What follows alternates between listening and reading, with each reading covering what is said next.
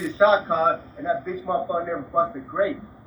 You know, I'm not even white, but one of the white boys that was on the yard was a homie of mine.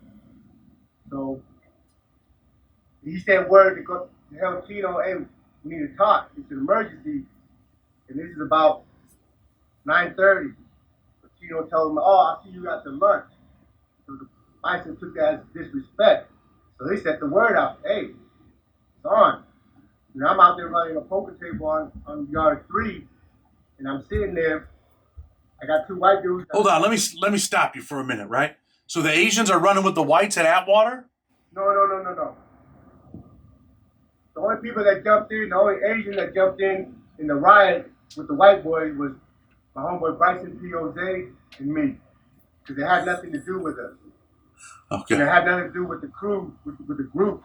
But I'm a person like, if you're my friend and you're about to get chopped up, you ain't done nothing wrong, I can't walk away from you. I've been with blacks against whites. I've been with Mexicans against other. If you're my friend, you're my friend. I don't, politics is for do boys. Politics is for motherfuckers that don't know how to act. And the politics is there to keep yourself from you getting your whole crew fucked up. I'm on man time. Like me and you, we kicked it, and you're my homie. There's a few news coming at you just because, for whatever reason, I'm not getting up off the table and leaving you to get slaughtered, homie. We're going to die together. That's always been my mentality. So when the Bisons, all them groups, it popped off all the whole unit. So on the yard, there was only 17 white boys out there, clueless of what's going on. I'm sitting there watching, and I see the Mexicans pull a string up from the soccer field, and the strings got knives just, you know what I mean? And they got a line, like an assembly line, snapping it out and passing. And I hear 2 white boys coming back, Dave and Jake, D and Jake. They're like, hey man, the Bisons are tripping. So they had this white boy Brazil and this white boy from Texas named Jason go talk to the Bisons to see what's going on. They went over there to the soccer field, and they turned right back around and said, hey man, they said there's nothing to talk about, it's on. Get on the fence. So they had about 7, we count them out, they had about 17 white boys, they got on the fence. So the homies come and ask me, because I kind of have unofficially had the yard for the homies in Atwater. Because I've been around and they respected me and how I conduct myself and how I can mediate between issues and whatnot. So they're like, hey Mesa, what are we doing? I said, we ain't doing nothing. This ain't got nothing to do with us. Get up on the fence. So the yard is a square, so the white boys are lined up on one fence, and we're lined up on the other side. So while we're lining up, my homeboy Mujai, he's out there from New York, from Flying Dragon, Chin. Yeah. His last name is Chin. He's from Flying Dragon out of New York. He comes to me and says, hey, you better go talk to Rob. I said, for what? Rob is a homie from Hawaii. But just so happened, a couple of days before this, his cousin came on the yard. His cousin lives in California. His cousin's white. They're Portuguese. So, the Portuguese in Hawaii, they consider themselves Hawaiian. But his cousin grew up out here in California. He'd been to the state prison, all that stuff. He's been on white time. So when he came to the Fed, he was on white time. So I said, yeah, you better go talk to Rob. I said, for what? He said, he's riding with his cousin. So I go back to the poker table. I said, Rob, what you doing, bro? Well, I'm going to stand with my cousin, bro. So I look at it, and I look in the soccer field, and I counted the heads. It's 200 plus, 250 Mexicans, Paisas, Sereños, and everything else. So I'm like, are you sure, bro? He goes, yeah, bro, I'm going to stand with my cousin. I said, all right. So I walk back up on the track. My homie Bryson comes over. He's like, what's up, bro? What we doing? Rodney said he's standing with his cousin. He's all right, bro. All right. So he walks down the track, and we're all lined up, and here they come. But they're walking slow. The Bison's on my end, the Sereños on the far end. So I didn't have any interaction with the Sereños, but it's fucked up because I'm friends with all of them. I'm friends with the Serenos. I'm friends with the Bisons. I'm friends with the Crips. Each of the, you know, I don't. I'm Asian, so I don't fall into that racial group where, the blacks have animosity against the whites. You know what I mean? I'm like, I'm the other. Everybody fucks with me, and I have friends in all these different groups. But you already know, no matter if you're friends or not, when that line is drawn, you got to go to your corner, do what you got to do. So I'm standing by the table. I'm trying to force the Bisons to walk through the table to get to the white boys. But there's just so many of them, I had to keep backing up to the track. And I wasn't conscious of what I was going to do. But as soon as the closest Bison got to me, I took off. And I'm sitting there fighting 4 or 5 Bisons. All of them got knives. Pop, pop, pop, pop, pop, pop. Right? And why I'm doing this, man, I don't find this out until we're in the cell patching each other up. My homeboy Bryson, he's from Hawaii. He's another breed. Like, I've never seen him hit anybody more than once. His name is Bryson P.O.Z. He told me that he was watching me. He seen me bouncing on my feet. And when he took off, he just started picking his target. He just started knocking them out. Everybody he hit, he knocked out. He knocked out about 5 or 6 Bisons, and they all ran from him. They all ran, went and grabbed the sodas that we had just brought out from my poker table, about 100 sodas, and just started throwing the sodas at us. And the whole time, the tower never opened the window. No shot was fired. Why wouldn't they fight for our lives? These fucking scary ass, bitch ass COs, they run up on the fence talking about, I'm calling for live rounds. The captain, he's like, I'm calling for live rounds. I said, call for live rounds. Throw a rock. Throw something. Dude, I'm just snap everybody out of their trance. Because everybody's all caught up in the euphoric, It's a group, it's like, I don't know how to explain it, but it's just, you're caught up in the moment, the trance. All you need is a loud noise to snap you out of it. But these motherfuckers were just so scared. They just stood there, oh, I'm calling for live rounds. I'm like, and the white boys on the fence getting juked. They're just up on the fence there's 3 rows of Mexicans trying to stab them. When they got tired of stabbing the white boys and walked back to the soccer field on their own accord because there was no shot fired, nothing, no custody grenade, nothing. And when they walked off, all you saw was white boys laid out on the ground, man. Damn it, man. Listen, what was the fight over, though? What are they beefing over? Well, from my understanding was that a white boy went to his shoe and they had locked his property in one of these rooms, and 2 Bisons broke in there and stole the property, and then another white boy went and told the cops about somebody stealing his homeboy's property. So now they're beefing, one, that the Bison stole somebody's property, but now the Bison got a beef with the white boys telling the cops about it. So they've just been going back and forth for like 3-4 days, politicking over who's wrong, who's right, and whatnot. But I think what jumped it off was when Garcia sent word to talk to Chino about it, and Chino brushed him off, talking about, I'll see you at lunch. So he took that as a disrespect, like, man, we got lives on the line over here, and you're just going to tell me when and what, you know what I mean? So I think that's what jumped it off. What's one of the craziest things you've ever seen? Whether you were involved or not involved, what's one of the most viciously violent things that you've seen in prison? Man, when I was in Beaumont, man, there was so many of them. But the most gangster shit I seen, it's got to be this incident right here. There was a white boy and a black dude that was in a county jail together or whatever. And I don't know who did what to who, but somebody was walking down the hall, and the one that was in the cell was trying to throw piss on the CO. But when he threw the piss, it hit the inmate. So they're like, hey, mother. So they exchanged words. And they're like, man, when we see each other, we see each other. So fast forward, they both ended up in Beaumont. So when they came to the Beaumont, Beaumont over there, a lot of DC dudes. And if you've been around DC dudes, they're almost kind of different breed than the rest of us. So, and they pretty had a saying on the yard. We're in Beaumont, I know on on my episode, some people cried about, oh, the DCs didn't run Beaumont, this and that.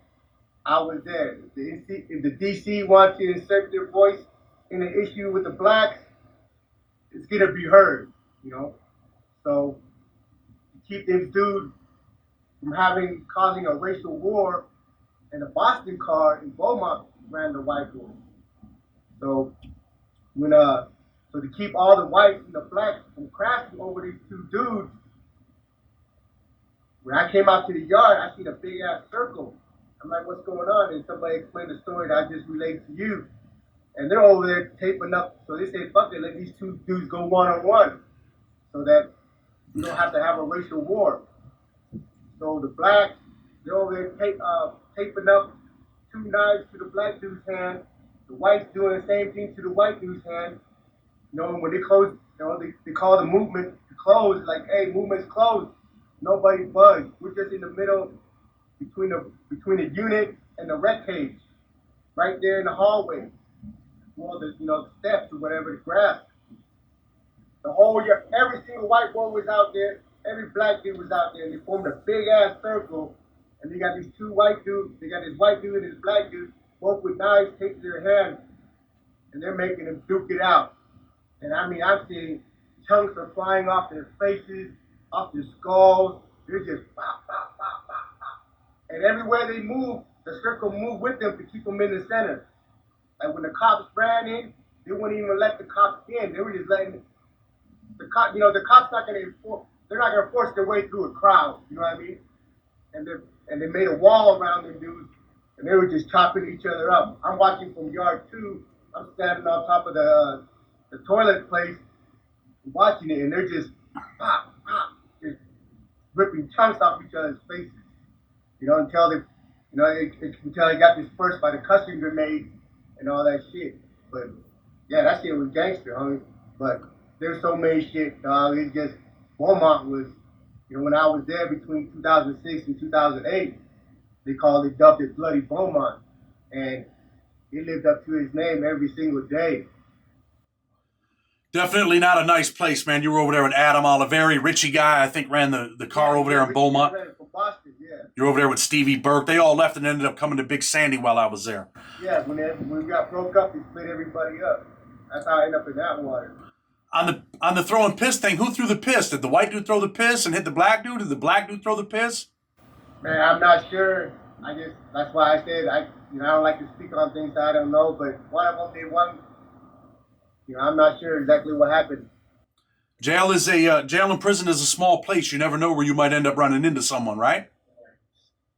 Liz, that's why I tell people, yeah, there's maybe about 20 USPs throughout the system, but when you hit a yard, there's always going to be somebody that was there with you at another spot. And if you did something foul, you can run, but you can't hide from it. It's going to catch up to you. Where'd you just come home from? Florence, USP. What was Florence like right now? Well, last year, between the month of July and the 4-month period, we had 4 bodies. On my way home, I was supposed to get a halfway house. I'm waiting to get a year halfway house, but when I'm waiting to get a year halfway house, the state put charges on me from the shit back in '98. Because I told you I got arrested for 14 robberies, 12 kidnapping, and 7 attempted murders. But when they seen that I had all the time, the state never pursued me. But now that I'm trying to go home, they put a hold on me, and so I never got my halfway house. So I'm sitting there fighting my case. Well, while I'm fighting my case, a dude just killed my block. It was the DT and the Texas dude, and the Texas dude got murked in my block. I don't want to go into all the details of that because the dude still is fresh, and they're still fighting their case. But long story short, they ended up locking me and my cellie up. My cellie was Omar Spearman out of Detroit, black dude. And they locked me and him up under investigation for homicide because they say we were trying to hide the knives for the DC. Because they knew, I fucked with a few of them DC that was involved in the incident. So here I am trying to get to a halfway house. The state put charges on me And while I'm fighting the state charges, I get put in the shoe for investigation under homicide. So I'm just like, man, what the fuck? But between the month of July and December, we had 4 bodies, and U.S. Florence got put down on a lockdown, a congressional lockdown. D.C. ordered the prison to be locked down. So that gives you an idea of, for me, it was easy breezy because I've been in the system for so long. I know most everybody, and everybody knows how I carry myself. So I never really had any issues. But all around me, you know, shit just, shit happens. It's pain, you know. That's that life, man. That's the life that you have to live over there. Wow. Okay. So I know you don't want to get into too many details, but let me ask you this: what was the beef over the DC and the Texas dude? Well, they had this allegedly. Yeah, allegedly, they had this Muslim dude that we's from DC, but he's Muslim too. So he checked in this other Muslim dude because he think that Muslim dude told on him about some issue with the TV a week prior. So that Muslim dude goes into the shoe. Well, a week later, he comes back out and he's like, "Hey, I'm not on Muslim time no more. I'm gonna run Texas." Because the Muslim checked him in, and they had a dude named Pro who had the yard for the Texas dude. But his homie's like, "Man, we're not with that shit." But Pro's like, "Nah, man, he's trying to be on Texas time." But his homie is telling him, "Hey, man, listen, we're not backing that play, right?" So we being Muslim in DC, you know how it don't even matter if it's your issue or not. If one of your homeboys involved, you didn't go up there and see what's going on. So they politic or whatever in the cell or not. But when they came out, Pro's young. He only been in the system a couple years. These DC dudes that he ended up getting into with, they're old timers. One of them's been down 30 years, 20 plus years, and they've been at.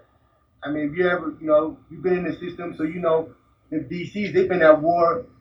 They've been to war with every race, with every group under the sun. One time or another. You know what I mean? And they're known. They go. You know what I mean? They beef amongst each other. Whatever they go. But regardless how you feel about these dudes, the one thing that I've learned with my interaction through them, they're on men time. They fuck with you. It don't matter what race you are. It don't matter who you're going up against. Because I've had a few incidents where the DC approach, they seen the move, and they're like, "What's up, Slim? What's going on, Slim?" So, ain't that, man? We got you, Slim. I'm offering me their aid and assistance. You know what I mean? So when it came out, the Texas dude, he got a lock on a belt, and he crept up behind one of the DC dudes and started locking him. But the DC dude that he crept behind, he's known throughout the system. Gangster. He turned around and started fighting, and after that, it was like a pack of hyenas. 4 DC dudes rushed him and just started hitting him. But you know why they got him on the table, and they're hitting him on the table? The COs run in. Like 30 COs run in the unit. I don't have nothing nice to say about these people because, when you're stuck in a cell and they're trying to come extract you from the cell and they're all dressed up in their turtle suit with their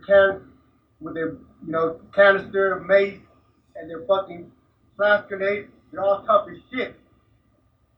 But when they ran in and seen what was going on, they all froze by the door like this and watched dude get stabbed to death. What was it like for you to see that dude die, man? Was it like, wow? No. I've been in conditioned and accustomed to seeing this shit so often that it's just like,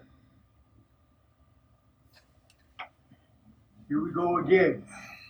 More than just like, oh my God, what's going on? It's just like, it's another day here, man. So listen, man, you've been home a couple months, right? Yeah. What's it like being free? Oh man, it's the most wonderful feeling. Like, you know, when I first came out, people like, oh, you're gonna be overwhelmed and this and that. But it's the first time in my life in 20 years where my nerves aren't on high alert, where my senses aren't always like, who's behind me, what's going on. You know, every time when you're in there, when you hear the keys jingle, you get a rush of adrenaline, even though it don't have nothing to do with you, but you associate that noise with negativity. So, you know, when you hear somebody slamming the chair or scraping the wall, you always get that rush of adrenaline, like when you sit down on a chair and somebody falls from under you.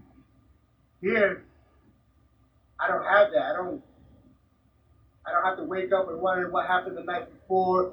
If someone's gonna funk. It's peaceful, man. You know, like the first month, it was like a honeymoon period. I mean, right now, I'm getting back into the world, having to work, having to pay bills and all that stuff. So I'm starting to get a better sense of, you know, being overwhelmed and the pressure of life. But at the same time, I'd rather have all these responsibilities and obligations and shit compared to the stress and the anxiety that you have while you're in there. You know, so yeah, it's beautiful. I have a really strong support system with my wife, my family, and my friends that I know. Like, there's so much love out here. Yeah, I'm good, man. It's wonderful, man. Well, I'm happy. I'm happy that you're free, man. Before we get ready to go, you know, I want you to plug your channel. And is there a message that you might have for a youngster? You went to prison young, spent, you know, over 20 years of your life. Some might say the best years of your life, sitting in a federal prison, surrounded by violence, concrete, steel. What message would you give to a youngster on the wrong path? You know, I lost all my 20s, my 30s, and half of my 40s. I'm 45 years old now, trying to start my life over. Like, for those that I know it's fun and exciting, you get an adrenaline rush out there. But at the end of the day, man, people don't really realize what they're signing up for. When you're in the penitentiary, there's no place to run. There's no place to hide. And nobody gives a fuck who you are, what gang you from, what stature you got. When it's time to go, you get butchered too. Gang leaders gang leaders, they go first. Because if I'm beefing with somebody, I don't want to get the pawn. I want to get the motherfuckers calling the shot. And everybody that's gangster has that mentality. But it's a hard life, man, and there's no guarantee that you make it back out. You know, everybody always say, you know, the life we live, you're gonna end up in two boxes. The one that's 6 feet under, or the one with the gun tower around it. That's that. Wow. That's pretty deep, man. That's really deep. Listen, man, you know, I appreciate you coming on the show, sharing your stories, sharing your experiences. I know you got some good stories on your channel. I checked a couple of them out. I mean, you're legit. You spent many years of your life in some of the most dangerous prisons in the country. Tell the people, man, how to find your channel again. Yeah, Mesa Rith, MESARITH, Beyond the Wall, and welcome to the USP. And Chad, man, I appreciate everything. I'm grateful, and thank you for having me on, man. No doubt, man. But you know, the one thing that's important is you live the crazy, wild life, man. The most important thing is that you stay free, man. And I think that, you know, you appreciate your freedom now that you got it back, right? Hell yeah. It's been a long journey. Well, that's what's up. Look, man, I'm going to close the show. Go check this brother's channel out. I'll link it in the bio. With respect, Blood on the Razor Wire TV. Until tomorrow, we're out.